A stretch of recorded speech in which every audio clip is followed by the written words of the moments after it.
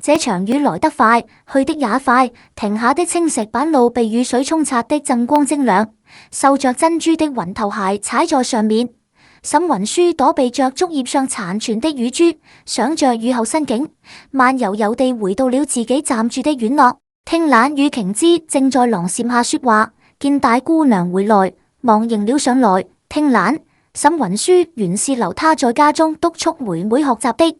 不曾想到他今日竟來莊子裏了，想來是府中發生了什麼事情。雖然聽蘭還未開口，但是沈雲舒已經開始擔心會不會與陸奕有關。果不其然，聽蘭接下來的話讓他心裏陡然升起一股寒意。大姑娘，陸深正家的大郎君，也就是姑娘你的長兄，有意求娶三姑娘。老爺讓奴婢來問問你的意願，可願同意這樁親事？聽蘭是沈雲舒來京之後才到他身邊侍候的，並不知道陸奕的真面目。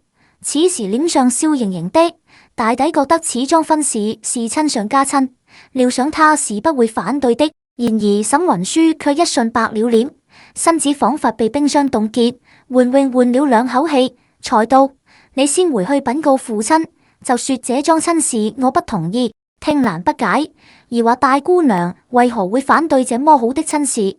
若是老爺問起緣由，沈雲舒神色凝重，聲音雖緩而清，日後我會與父親解釋。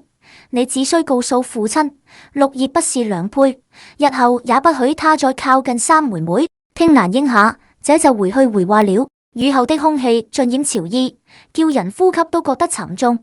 沈雲舒知道陸奕並非真心求娶三妹妹，此舉是衝他來的，是為了圍逼他現身。時隔2年不見，他這位繼兄還是一如既往的卑鄙。既然猜到陸奕的意圖，沈雲舒自是不想如他所願。此時他若回去，便正中陸奕下懷；可若是不回去，沈雲舒想到12年前，他為了不被父親帶走而躲藏起來，以為只要父親找不到自己就萬事大吉，卻沒想到卻讓三妹妹替自己承受了與娘親的分離之苦。今日亦然，若是他為了保全自己繼續躲藏下去，萬一陸奕真的喪心病狂到要娶他的三妹妹，沈雲舒越想越怕，他決不能讓陸奕染指他的妹妹。瓊枝，陪我去換新衣服。方才一路走來，要是處處被讓路邊奇新的竹葉，還是被幾個雨滴弄濕了衣袖，留下幾個深深淺淺的印記。換了件晴山色的被子和降紗船裙，沈雲舒帶着瓊枝去找裴老夫人辭別。這些時日，裴老夫人已經習慣了他的陪伴，默的聽說他要走，一時有些捨不得。但想到還有月餘就到婚期了，他也該回去多陪陪家人，便拍了拍他的手。也好，你回去安心待嫁，好好享受做姑娘的時光。而後又擔心他回去的路上不安全，便讓人將裴懷安叫來，叫他護送沈雲舒主僕2人回去。末了還打趣這腰孫，你這猢猻日日待在莊子裏也必壞了吧？回城裏去找你的朋友們，好好熱鬧。再過5日便來接我和你祖父回去。你大哥馬上要回京了，這婚事有得加緊籌備起來了。裴懷安笑吟吟地應下此事，這便回去叫人收拾行李，備馬套馬車。半個時辰後，他與沈雲舒在莊春子門口碰面，一同往山下走去。嫂嫂怎麼突然要回去？分明早上還頗有閒情逸致地陪祖父下棋，怎的一轉眼就要回家了？沈雲舒便順着老夫人的話說，馬上要與你大哥成親了，我回去看看嫁妝準備得如何了。哦，裴懷安也只是隨口問了一句，而後便提醒他雨後路滑，小心腳下，便沒再聊其他的了。沈雲舒心神不寧地坐上馬車，努力地沉氣形式，盤算着該如何反擊陸奕。裴懷安本想將他護送回沈府，但沈雲舒稱自己要去天香閣看看定做的頭面，叫他將自己送去了沉香閣附近。他在沉香閣待了不足1刻，便帶着莫離從後門走出，去了最近的一家青樓，挑選了一個與他身形有些相似的姑娘，給了對方大把的銀錢，要他過幾日幫自己一個小忙，隨後才回了沈府，徑直往沈悠然的院子走去。沈悠然此時正在房間裏用功，今日他知曉聽蘭去裴家的莊子裏找姐姐了，加之姐姐與裴家大郎的婚期將近，想來應該很快就回來了。前些日子他總往陸家跑，荒廢了功課，大姐姐布置的課業還有80%沒有完成。幸而今日姐姐沒有跟着聽蘭一起回來，讓他尚有時間補足，正奮不疾書着，忽而聽到推門聲，以為是丹若進來了，頭也不抬道：丹若，你今日先幫我寫5000字，你的字跡和我的像一些。對了，清和的帕子繡得如何了？叫他莫要繡得太好，太好的話就不像是我繡的了。沈雲舒徑直走到他的桌案前，瞧見他就口墨跡斑斑，就連白色的手上、臉上都沾着墨，字卻寫得一塌糊塗，不由皺起眉頭。練字須靜心，你這般急躁，不如不練，不沾頓住。沈悠嚴肅地抬頭看去，姐姐，你怎麼今日就回來了？我不在的這一個月，你就是這麼做功課的。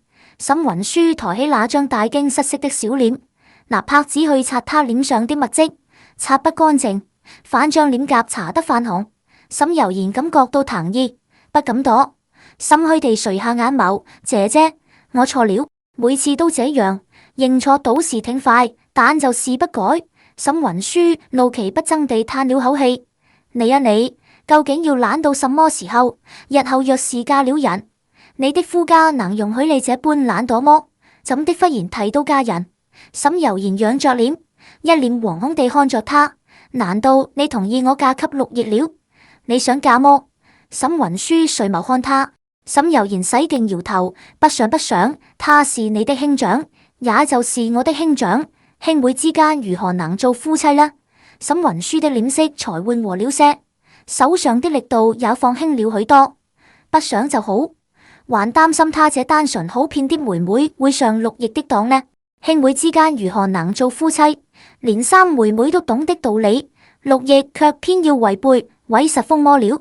沈雲舒在沈府住了2日，雖未與父親言明陸奕的真面目，但也勸得父親放棄了與陸家聯姻的想法，而後才回到陸家見了母親和弟弟，以及等候他已久的陸奕。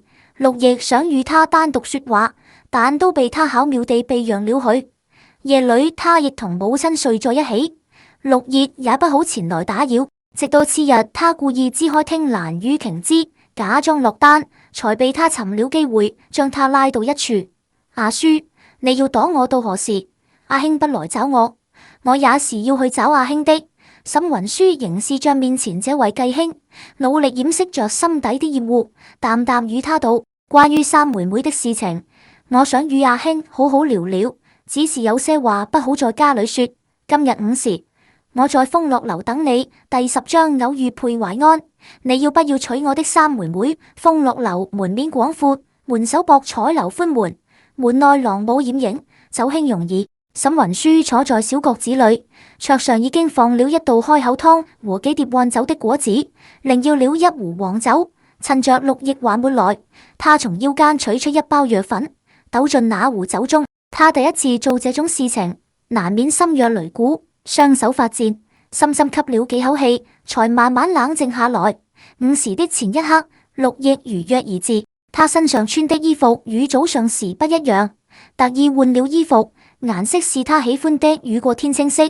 高大的身影帶着幾分壓迫，襯得這小閣子逼仄了幾分。他坐下，細長銳利的眼眸中藏着幾分溫柔。阿舒，你主動讓我很高興。沈雲舒沒有心情與他說些無關緊要的話，直接道：我知道你並非真心求娶柔然，柔然也不願嫁你，希望阿兄高抬貴手，不要再去招惹柔然。聲音冷冷，叫陸奕眸中的溫柔慢慢斂去，繼而不再遮掩自己的佔有慾，逼視着他。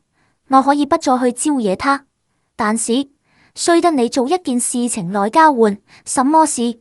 和裴家退親？不可能。被他一口回住，陸奕也不惱。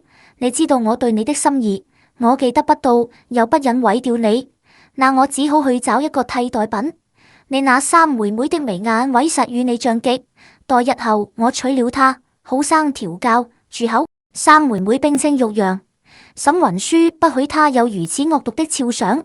你死了這條心吧，猶然不可能嫁給你。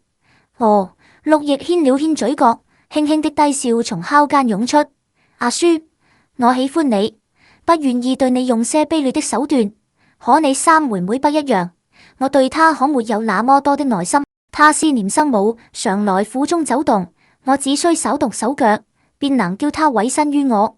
屆時便由不得她嫁還是不嫁了。沈雲書越是在乎他的三妹妹，陸葉越是有把握拿捏她。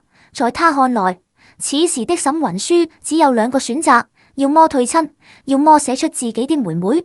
很顯然，他捨不得那個三妹妹。陸葉靜待着他的回答，若非早就知曉他的卑劣，沈雲書此時當真要被氣得沒有法子了。可今日他既敢單獨與他對峙，自然不會因為他這番話而亂了陣腳。他拿起桌上的酒壺，倒了一杯黃酒給對方。琥珀瓊漿在琉璃盞中蕩漾着，他亦給自己倒了一杯，換了副神態，以求人的姿態向對方舉杯。求阿兄高抬貴手，放過三妹妹。見他沒了方才的虛張聲勢，陸葉以為自己勝券在握，遂眸掃了一眼那盞酒，悠悠道：我若放過他，阿書要如何補償我？沈雲書執着酒盞的手微微顫抖，我願悔親。好啊！陸葉這才拿起身前的酒盞，一言為定。沈雲書飲下自己手中的酒，盯着他，直到他將那盞酒飲下，才收回目光。陸葉擱下酒盞，仍是像看起來有些緊張的沈雲書。這酒的味道非比尋常，不知阿書在裏面下了什麼東西。阿兄喝完才問，是不是晚了些？只要是阿書倒的酒，便是裏面下了毒藥，我也甘之如飴。沈雲書冷笑，阿兄才喝了一杯，就說起醉話來了。他起身欲離開小閣子，手腕蓦的被抓住。你要去哪兒？去催菜？你且坐着，我去催。也好。沈雲書坐回原處，看着陸葉走出小閣子。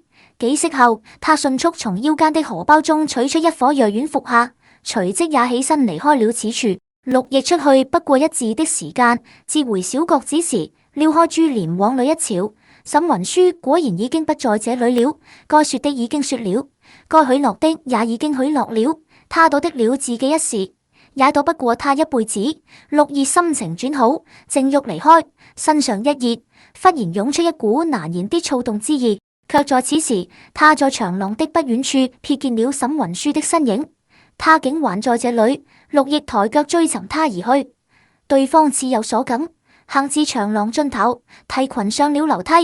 不知是否是他的錯覺，只教今日沈雲書妖艷的身姿多了幾分風情，帶着一股子嫵媚敬意，直往他心裏鑽，勾得他不自覺加快了腳步，終於在二樓追上了他。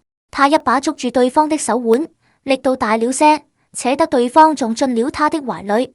身體中那股醋意衝撞着他的理智，趁他依着自己的情欲將懷中之人抱住，口中吟啊，阿書，你既答應了我，作甚還繼續躲着我？下一瞬，懷中響起一聲尖利的驚叫，救命啊！有人要輕薄我！不是沈雲書的聲音。陸葉身子一震，忙將懷中之人推開，發現是一個與沈雲書穿着同樣衣服的女子，此時正驚恐地指着他，大聲叫嚷着。午間正是酒樓賓客眾多的時候，很快便有幾個臉帶正色的人衝過來將他擒住。那女子失失躲在一位郎君身後，吵着要報官。不多時，街上的巡鋪兵趕來，因着人證頗多，問明之後便將他捆了，押着去了衙門。陸葉百口莫辯，也是在這個時候，他終於反應過來，沈雲書今日約他來酒樓，究竟是為了什麼？沈雲書原是不想做到這個地步的，畢竟陸葉也算是他的半個兄長，兄長入獄於陸家，於他來說並不是什麼好事情。可他實在可恨，竟直接言明，若他嫁入裴家，他便要對三妹妹使手段。既如此，便怪不得他先對他使手段了。他在酒裏下的是能讓人意亂情迷的藥，為了由他喝下，他自己也飲了一杯，雖然很快服下了解藥，可那解藥許是被煉成藥丸的緣故，沒有立即起效。他此時亦有些頭暈腦脹，身體燥熱。不過沈雲舒此時神志清明，自信不會被藥性左右。他在陸奕離開小閣子後，返回那裡，將酒壺中剩餘的黃酒倒在事先準備好的竹筒中，準備回去的路上找個地方倒掉。再次從小閣子中出來時，恰逢二樓傳來女子的尖叫，樓上當時一片混亂。那女子是沈雲舒3日前從青樓中重金請來做戲的，屆時只要他不肯鬆口和解，陸奕少不得要在牢獄之中待上10天半個月。沈雲舒躲在廊柱後面，忍着身體的不適，欣賞了一會兒陸奕的狼狽困態，而後趁秦炮兵趕來之前離開了此處。只不過把陸奕送去牢獄只是緩兵之計，終究治標不治本。屆時他出獄之後，定然會加倍報復回來，要想徹底斬斷他對三妹妹的心思，須得盡快給三妹妹定一樁親事才是。若是廟會那日沒有陪懷安橫插一腳，或許三妹妹已經與梁家六郎定親了，也不至於被牽扯到他和陸奕的糾葛中。沈雲舒將竹筒藏在寬袖之中，低頭往酒樓的後院走去，身體的燥熱漸漸褪去。